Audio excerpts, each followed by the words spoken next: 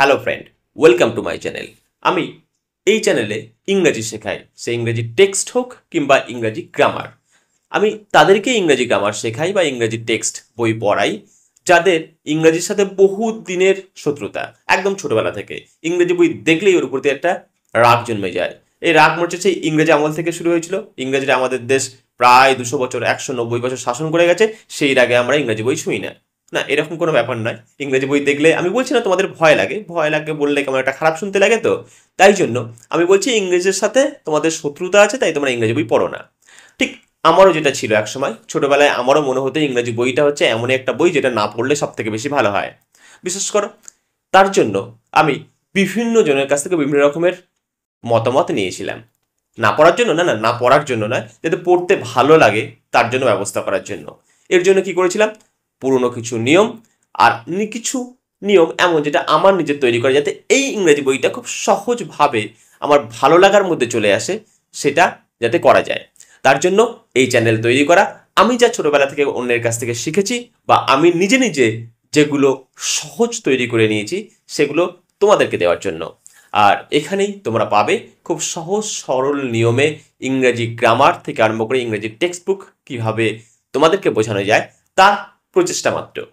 আমি এখন তোমাদের কি করাচ্ছি, ফ্রেজাল ভার্বের ক্লাস। ফ্রেজাল ভার্ব এমনই একটা বিষয়বস্তু যেটা দেখলে 70 to 80% স্টুডেন্ট প্রথমে বইটা খুলে দেখে, তারপর বইটা আবার বন্ধ করে দেয়। উফ বাবা, এত মুখস্থ করা যায় না। আরে বাবা, আমারও তো মনে হয়েছিল এক সময় যে ফ্রেজাল ভার্ব মুখস্থ করা যায় না, তাই মুখস্থ করবো না বলেই খুঁজেছিলাম কোনো ট্রিক্স, যাতে ফ্রেজাল ভার্বকে আমাকে না মুখস্থ করেও কিভাবে আমি মনে রাখতে পারি এই ফ্রেজাল ভার্বগুলোকে। আর সেগুলোই তোমাদেরকে গত প্রায় 16-17খানা ক্লাস ধরে আমি দিয়ে যাচ্ছি, যে ফ্রেজাল ভার্বকে সবসময় মুখস্থ করবার চেষ্টা করো না। ফ্রেজাল ভার্বকে মুখস্থ না করেও করা যায়। পরীক্ষা হলে আমাদের মেন টার্গেট, 80% স্টুডেন্টের টার্গেট, ফ্রেজাল ভার্ব না পারলে পাশের বন্ধুর দিকে টুকে দেবো। আরে বাবা, পাশের বন্ধু নাও দেখাতে পারে।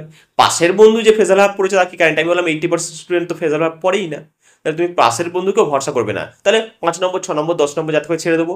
ছেড়ে দিলে নাম্বার কম, পরীক্ষার নাম্বার কম পাওয়াটা, সেটা বাড়িতে যেমন অশান্তির কারণ হবে, নিজের থেকে তো অশান্তি, ভবিষ্যতের ক্ষেত্রে বিভিন্ন জায়গায় বিভিন্ন রকম অশান্তির কারণ হবে। তো যদি গল্পের ছলে বা এমনি প্লেন হালকা কনসেপ্টের মধ্যে যদি আমরা ফ্রেজাল ভার্বকে মুখস্থ করে নিতে পারি, বুঝে নিতে পারি, তাহলে কেন করবো না। জানি ফ্রি ফায়ার খেলতে হবে, খেলবো, অসুবিধা কিছু নেই। গেম খেলা তো ভালো জিনিস। ভালো জিনিস মানে পড়াশোনার সময় নয়, অন্য সময় খেলো ফ্রি ফায়ার, কিন্তু তার মাঝখানে সময় করে যদি এই ক্লাসের ভিডিওগুলো একবার দেখে নাও, তাহলে তোমার কিন্তু যেটা তোমার সবচেয়ে বেশি শত্রু মনে হয়, ইংরেজি গ্রামার বা ইংরেজি বই, সেটা কিন্তু বন্ধ হয়ে যেতে পারে। তো আজকে আমরা করব ফ্রেজাল ভার্ব, যার আজকের বিষয়বস্তু হচ্ছে পাস। পাস ভার্বটাকে নিয়ে যতগুলো ফ্রেজাল ভার্ব তৈরি করা যায় আমি তৈরি করব এখানে। আর তৈরি করার পরে তৈরি করবো না, যে বইতে আছে বই থেকে আমি দেখে দেখে করবো, আর তোমাদেরকে খুব সহজভাবে বুঝিয়ে দেবো যে পাস ভার্বের মিনিংগুলো, ফ্রেজাল ভার্ব তৈরি করার পর তার মিনিংগুলো কত সহজে বেরিয়ে আসতে পারে। হ্যাঁ, কোন বই থেকে করবো সেটা আমি অবশ্যই তোমাদের দেখাবো। সে বইটা আর কিছু নয়, আমাদের সবার বাড়িতেই রয়েছে, পিকে দে সরকারের a text book of higher English grammar and composition and translation. খুব সহজ বই, বাংলা ভাষাতে ইংরেজি গ্রামার শেখার জন্য। আমাদের বাংলাতে পাওয়া যায় এরকম সহজ বই খুব কম আছে, কিন্তু খুব ডিটেলসে এবং নিখুঁত বই। তোমরা এই বইটাকে ফলো করতে পারো, নিশ্চয়ই ফলো করবে। আর ফলো করার সাথে সাথে এখানে যেগুলো দেওয়া আছে, যেগুলো তোমার বুঝতে অসুবিধা হবে, সেগুলো বোঝানোর দায়িত্ব আমার। দেরি করবো না, নো বক বক। তোমার যদি ইংরেজির সাথে শত্রুতা থাকে, চ্যানেলটা সাবস্ক্রাইব করে রেখে দাও, চ্যানেলের অন্য ক্লাসের ভিডিওগুলো দেখে নাও। অবশ্যই আমি বলছি ইংরেজি ভালো লাগতে শুরু করবে। তাহলে আজকে চলে যাই আমরা ফ্রেজাল ভার্ব পাস। চলো দেখে নিই। তো চলে এসেছি আমাদের আজকের ফ্রেজাল ভার্ব নিয়ে। দেখো, ফ্রেজাল ভার্বকে তোমরা মুখস্থ করার চেষ্টা করো, আর নইলে সবার আগে যেটা করো, তোমরা সবাই মিলে অ্যাভয়েড করার চেষ্টা করো। তো আজকে আমরা না মুখস্থ করবো আর না অ্যাভয়েড করবো। বললাম, আমি একটু আগেই বললাম, পিকেতে সরকারের বই থেকে যে ফ্রেজাল ভার্বগুলো আছে, আমি শুধুমাত্র সেই ফ্রেজাল ভার্বগুলোকে টুকেছি বোর্ডের মধ্যে। কিন্তু পাশে শুধুমাত্র তার পাশে যেগুলো ছিল, সে প্রিপোজিশন বা অ্যাডভার্ব যেগুলো আছে, সেগুলোকে আমি পাশে টুকে নিয়েছি, শুধুমাত্র এর মিনিংগুলো আমি আগে করবো। তাই এই মিনিংগুলো করার পর আমি ফ্রেজাল ভার্বগুলোকে করবো, আর এই মিনিংগুলো জাস্ট তোমাদেরকে বুঝিয়ে দেবো। যারা যারা এখনো পর্যন্ত মনে হয় এই মিনিংগুলো নিয়ে তোমাদের মধ্যে কনফিউশন আছে, তারা প্রিপোজিশন বা অ্যাডভার্বের যে ভিডিও আছে দেখে নিতে পারো। না দেখলে আজকে এমন কোনো সমস্যা হবে না, কারণ আমি বলে দেবো সব করার মিনিং। ঠিক আছে, তবু ডিটেলসে জানার জন্য তোমরা অবশ্যই প্রিপোজিশন কিংবা অ্যাডভার্বের যে ক্লাসগুলো দেওয়া আছে সেগুলো নিশ্চয়ই দেখে নেবে। তো চলো প্রথমে আমি দেখে নিই এখানে কি লেখা আছে, এদিকটা ভুলে যাও। Next, away. অ্যাওয়ে মিন্স যেখানে যে পজিশন আছে সেখান থেকে দূরে, মানে এখান থেকে এই পজিশন আর থাকবে না, যে বর্তমানে যে পজিশনে রয়েছে সেই পজিশন থেকে দূরে কোথাও সরিয়ে দেওয়া হলো। এখানে জিনিসপত্র ছিল, জিনিসপত্রগুলোকে আমি অ্যাওয়ে করে দিলাম, মিনস সরিয়ে দিলাম দূরে কোথাও। তাহলে অ্যাওয়ে কথার অর্থ হচ্ছে দূরে সরিয়ে দেওয়া, যেখানে আছে সেখান থেকে দূরে ঝেঁটিয়ে সরিয়ে দিলাম, অ্যাওয়ে করে দিলাম, সুইপ অ্যাওয়ে। ঠিক নেক্সট হচ্ছে বাই। বাই মানে পাশে, একদম গা ঘেঁষে বরাবর যেটাকে আমরা বুঝি সেটাকে আমরা বলি বাই। বাই মানে কাছে, একদম পাশে বোঝাতে। তাহলে বাই আমরা বুঝলাম। ফর মানে একদম প্লেন, ফর মানে আমরা বাংলায় লিখে দিলাম, এখানে সবাই জানি ফর মানে জন্য, কারোর জন্য, কোনো কিছুর জন্য, এরকম অর্থে আমরা ব্যবহার করি ফর। নেক্সট হচ্ছে off, O double F. Off মানে অনেকটা ডিস্টেন্সে, ধীরে ধীরে দূরে চলে যাওয়া, কিংবা অফ মানে বন্ধ করে দেওয়া। সুইচ আমরা অফ করে দিই, আমরা সুইচ অফ করে দিই, বোর্ডে গিয়ে সুইচটাকে অফ করে দিলাম। এই অফ মানে কথা অর্থ কি, যেটা ডিসকানেক্ট হয়ে গেল, মানে এতটা দূরে চলে গেল যেটা আর কানেকশনে নেই, সেটা হচ্ছে অফ। নেক্সট হচ্ছে অন। অন মানে কোনো কিছুর উপরে। এবার একটা বিষয় বুঝতে পারো, যখন কোনো জিনিস কোনো বিষয়ের উপরে থাকবে, আমি একটা টেবিলের উপরে একটা লোহার বল রেখেছি, এই লোহার বলটা যদি টেবিলের উপরে থাকে তাহলে টেবিলটার উপরে চাপ দেবে। সেক্ষেত্রে আমি সবসময় বলি অন মানে যে জিনিসটা যে জিনিসের উপরে রয়েছে তার মধ্যে একটা প্রভাব থাকবেই। তাহলে অন মানে একটা প্রভাব থাকতে হবে। Next over. ওভার মানে কোনো জিনিস রয়েছে তার উপর থেকে, একটা টেবিল রয়েছে, যেটা টেবিল এরকমই ধরে নাও, টেবিল তোমরা, টেবিলটার উপর থেকে চলে যাচ্ছে কিছু, সেটা হচ্ছে ওভার। তাহলে এই যে জিনিসটা আছে, এই যে মাঝখানে জিনিসটা, এটাকে কিন্তু উপেক্ষা করে পার হয়ে যাওয়া। ক্রিকেটে ছক্কা মারা হয় ওভার বাউন্ডারি। ওভার বাউন্ডারি যখন মারা হলো, বল এমন ভাবে মারা হলো, বল যেই উঠেছে ব্যাটসম্যান বল একদম সোজা ছয়, মাঠকে উপেক্ষা করে বল মাঠের বাইরে। তাহলে ওভার মিন্স যে জিনিসটা আছে তাকে বাদ দিয়ে তার উপর দিয়ে বেরিয়ে যাওয়া, তার সাথে কোনো সম্পর্ক না রেখে উপেক্ষা করে চলে যাওয়া ডাইরেক্ট, সেটাকে হচ্ছে ওভার। আর থ্রু মানে একটা নির্দিষ্ট ওয়েতে, থ্রু প্রপার চ্যানেল, লেটার লেখার সময় আমরা বলি থ্রু প্রপার চ্যানেল, মানে নির্দিষ্ট রাস্তা অনুযায়ী যাবে, বা নির্দিষ্ট চ্যানেল যেখান থেকে চিঠিটা যাওয়া উচিত সেখান থেকে এই চিঠিটা পৌঁছাবে। অর্থাৎ থ্রু কথার অর্থ হচ্ছে একদম নির্দিষ্ট জায়গা, প্রপার জায়গা, প্রপার ওয়ে, যেটা আমরা বোঝাই সেটা হচ্ছে থ্রু। তাহলে এইগুলো যখন আমরা শিখে নিলাম, প্রিপোজিশন অ্যাডভার্ব যেগুলো আছে সেগুলো আমরা যখন শিখে নিলাম, সেগুলোর জন্য সেগুলোর সাথে আমরা পাস ভার্বটাকে শুধু এর সাথে আগে আগে অ্যাড করে দেব। এগুলোই আছে পিকেতে সরকারি বইতে, এগুলো মিনিং করা আছে এবং সেন্টেন্স দেওয়া আছে। বই তোমাদের আগে দেখিয়েছি, তোমরা বই থেকে সেন্টেন্স দেখে নিতে পারো। চাইলে সেন্টেন্সগুলো তোমরা আমাদের কমেন্ট বক্সে জানাবে, আমি সেন্টেন্সগুলো এখানে দেখাবো, কিন্তু দেখানোর প্রয়োজনীয়তা নেই। এই কারণে বলছি কারণ বই ম্যাক্সিমাম তোমাদের সবার কাছেই আছে।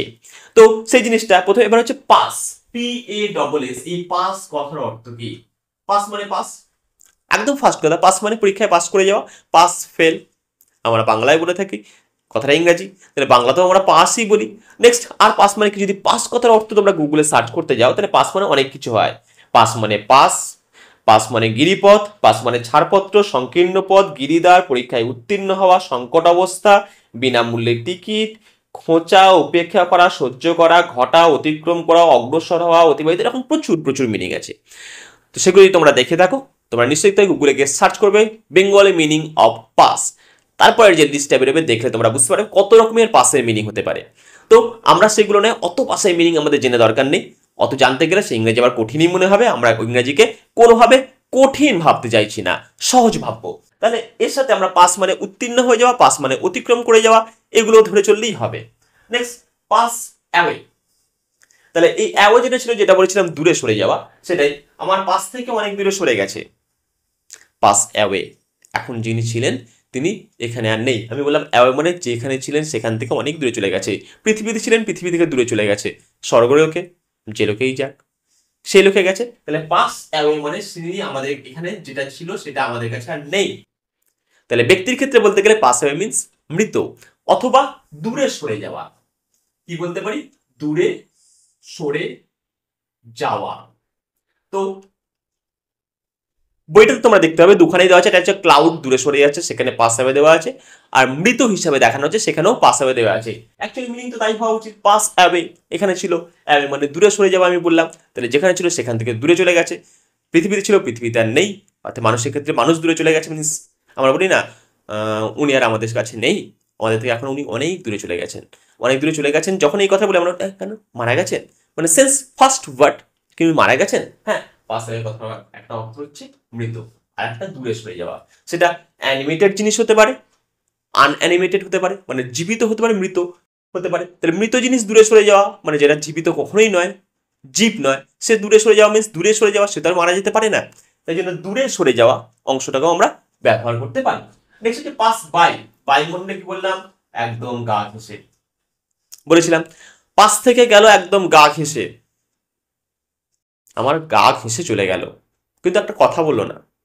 উপেক্ষা করা, আমার সাথে বললোই না, কিছু বললো না, গা ঘেঁষে চলে যাচ্ছে, তাহলে আমরা বলতে পারি বন্ধুটা আমার পাশ থেকে চলে গেল কিন্তু কিছুই বললো না, দেখে চিনতেও পারলো না, মানে মিন্স আমাকে উপেক্ষা করলো, এই কথাটাকে। তাহলে পাস বাই কথা হচ্ছে উপেক্ষা করা। এটা শুধুমাত্র ফিজিক্যালি নয় বা কোনো মানুষের ক্ষেত্রে নয়, এটা ব্যক্তিগত আচরণের ক্ষেত্রে নয়, অন্য যে কোনো বিষয় যদি উপেক্ষা করা বোঝানো হয় তাহলে তার ক্ষেত্রে আমরা ব্যবহার করতে পারি পাস বাই। তাহলে কি বললাম, পাস বাই কথার অর্থ হচ্ছে উপেক্ষা করে যাওয়া। নেক্সট হচ্ছে পাস ফর। পাস করলো কোনো কিছুর জন্য না, এখানে যদি পাসটা, সেই পাস কোনো কিছুর জন্য পাস করে গেল, এটা শুনতে যতটা ভালো লাগছে, পাস পরীক্ষায় উত্তীর্ণ হয়েছে, ফর কোনো কিছু, তাহলে তিনি হচ্ছেন অনেকটা উপরে উঠে গেছেন, যেখানে পজিশনে ছিলেন সেই পজিশন থেকে পাস ফর, পাস করে গেছেন, এই পাস ফর মানে উঁচু ক্লাসে চলে গেছেন। তা সেই ধরনের একটা পজিশন থেকে আরেকটা পজিশনে উঁচুতে চলে যাওয়া, এই অর্থে যখন আমরা ব্যবহার করি তখন আমরা বলি পাস ফর। পরীক্ষায় পাস করে গেছো, গ্র্যাজুয়েট হয়ে গেছো, এইচএস পাস করে গেছো, মাধ্যমিক পাস করে গেছো, পাস ফর। তাহলে এখানে হচ্ছে উত্তীর্ণ হওয়া, উঁচু সম্মান লাভ করা। তাহলে উঁচু সম্মান লাভ করা কেন বললাম, আমরা পরীক্ষায় যখন পাস করি তখন সেটা আমাদের সম্মানের উন্নতি হয়। কেউ বলে না কি বাজে ছেলে পরীক্ষায় পাস করে গেছে, এটা শুনেছো? হ্যাঁ, বন্ধুরা আড্ডা মেরে হয়তো বলে, কিন্তু পরীক্ষায় ফেল করে গেছে রে আমার নিচু, পরীক্ষায় পাস করে যাওয়ার একটা সম্মান, এই সম্মানের জায়গা, সেক্ষেত্রে পাস ফর মানে হচ্ছে উঁচু সম্মান লাভ করা, সেরকম অর্থে। নেক্সট হচ্ছে পাস অফ। অফ দেখো তো, আস্তে আস্তে আস্তে আস্তে অনেক দূরে চলে গেছে, মিনস যেটা আমার দৃষ্টি থেকে আস্তে আস্তে আমার দৃষ্টির সীমানার বাইরে চলে যাওয়া। তাহলে ধীরে ধীরে ধীরে ধীরে দূরে সরে যাওয়া, সরে যাওয়া, তাহলে ধীরে ধীরে দূরে সরে যাওয়া, এই সেন্সটাকে আমরা বলতে পারি পাস অফ। পাস অফ মানে দেখো আস্তে আস্তে অনেক দূরে চলে গেছে, এত দূরে আমি বললাম যেটা আমার সীমানার বাইরে, আমি তাকে কোনোভাবেই পাচ্ছি না, সে দৃষ্টি থেকে হোক বাই ক্যাপচার হোক, কোনোভাবে তাকে আর পাবো না, সেটা হচ্ছে অফ। আবার বলেছিলাম অফ মানে কি, বন্ধ হয়ে যাওয়া। বন্ধ মিন্স একদম পুরোপুরি তার সাথে আর কোনো সম্পর্ক নেই, ছিন্ন হয়ে গেছে, ইলেকট্রিসিটি সুইচ অফ করে দিলাম, কানেকশন ছিন্ন হয়ে গেল, লাইট অফ হয়ে গেল, ফ্যান অফ হয়ে গেল, সবকিছু অফ হয়ে গেল। ঠিক সেরকমই ধীরে ধীরে দূরে সরে যাওয়া অথবা পুরোপুরি বন্ধ হয়ে যাওয়া। আর একটা পাস অফ হতে পারে, সেটা কি হতে পারে, পাস অফ। পাস অফ, আমার পাশে আমার বন্ধু দাঁড়িয়েছিল, বিপদের সময় দাঁড়িয়েছিল, হঠাৎ দেখছি অদৃশ্য। অফ মানে অনেক দূরে চলে গেছে, তাকে আর পাচ্ছি না খুঁজে, মিন্স পাশে ছিল, হঠাৎ করে পালিয়ে গেল। কি হতে পারে, চিটিং করা, বাংলা ভাষায় আমরা বলি ডিসিভ করা, প্রতারণা করা।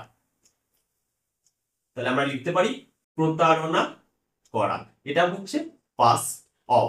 তাহলে পাস অফ এর মিনিং পেলাম ধীরে ধীরে দূরে সরে যাওয়া, আর হচ্ছে প্রতারণা করা। Next pass on. অন কি বলেছিলাম, এমন কিছু যার উপর একটা আমাদের প্রভাব আছে, এখানে আমরা পাস অনও দেখতে পাচ্ছি। পাস অন মানে এমন কিছু যেটা যার উপর প্রভাব আছে, তাহলে আমি আস্তে আস্তে করে পাস করলাম কোনো কিছুর উপর প্রভাব দেওয়ার জন্য, তাহলে এটা আমরা বলতে পারি এগিয়ে যাওয়া। এগিয়ে যাওয়া, আমি এগিয়ে গেলাম, পাস করছি মানে অবতীর্ণ হচ্ছি কোনো কিছুর উপরে, মানে কোনো কিছুর দিকে আমি আস্তে আস্তে অগ্রসর হলাম, এই অগ্রসর হয়ে যাওয়াকে বলা হয় পাস অন। তাহলে পাস অন কথার অর্থ তোমরা জানতে পারলে।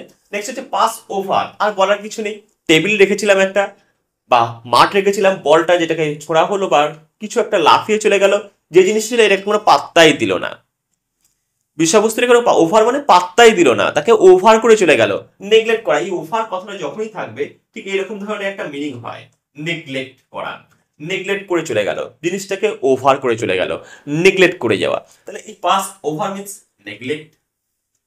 নেক্সট হচ্ছে পাস থ্রু। পাস থ্রু কি হতে পারে, থ্রু আমরা সাধারণত এখানে দেখলাম, এই থ্রু কথার অর্থটা হচ্ছে একটা প্রপার ওয়েতে যাওয়া।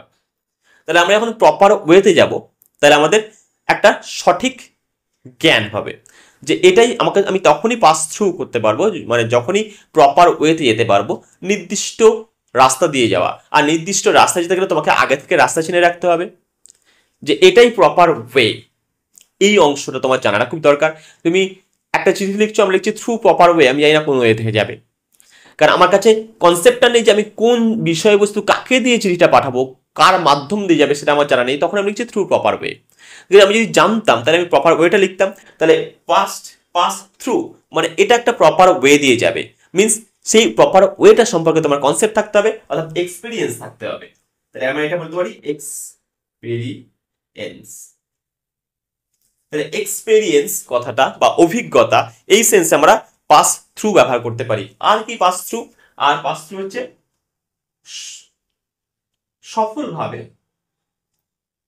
সফলভাবে এগিয়ে যাওয়া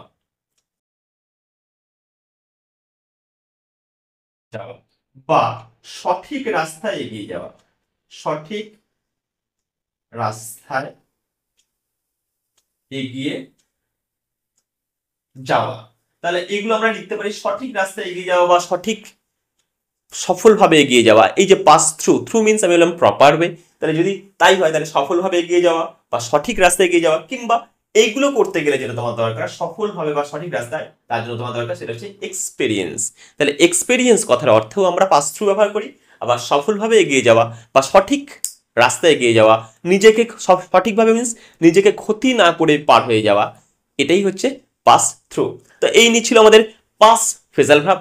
তোমরা আশা করি সবাই বুঝে গেছো, মুখস্থ করবার কোনো প্রয়োজনীয়তা আমি এখানে দেখতে পাচ্ছি না, শুধুমাত্র এই ক্লাসের ভিডিওটা তোমাদের মনোযোগ সহকারে দেখতে হবে, আর মাথার মধ্যে আমি যে কথাগুলো বললাম সেগুলো মনে রাখতে হবে। আর অন্য ফ্রেজাল ভার্বগুলো হ্যাঁ নিশ্চয়ই ক্লাসে তো অনেক, চ্যানেলে তো অনেক ভিডিও দেওয়া আছে, সেগুলো দেখো। শুধু ফ্রেজাল ভার্ব কেন দেখবে, আর্টিকেল দেখো, প্রিপোজিশন দেখো, টেন্স দেখো, ভয়েস সেন্স দেখো, ন্যারেশন দেখো, যাই দেখবে তাই তোমার কাছে সহজ লাগবে। আর তাদের জন্যই চ্যানেল, যারা ইংরেজিকে ভয় পায়, ইংরেজি যাদের ভয় পায় বলবো না, যাদের ইংরেজির সাথে শত্রুতা আছে, বই দেখলেই রাগ হয়ে যায়। তো ভালো লাগলে চ্যানেলটা সাবস্ক্রাইব করো, একটা লাইক করো, আর কমেন্ট বক্সে কমেন্ট করতে কিন্তু এখনো ভুলে যেও না, কখনোই ভুলে যেও না। আর বইটা কিন্তু তোমাদের দেখিয়ে দিয়েছি কোন বই থেকে আমি করাচ্ছি, চাইলে তোমরা বইটা কিন্তু কিনে রাখতে পারো।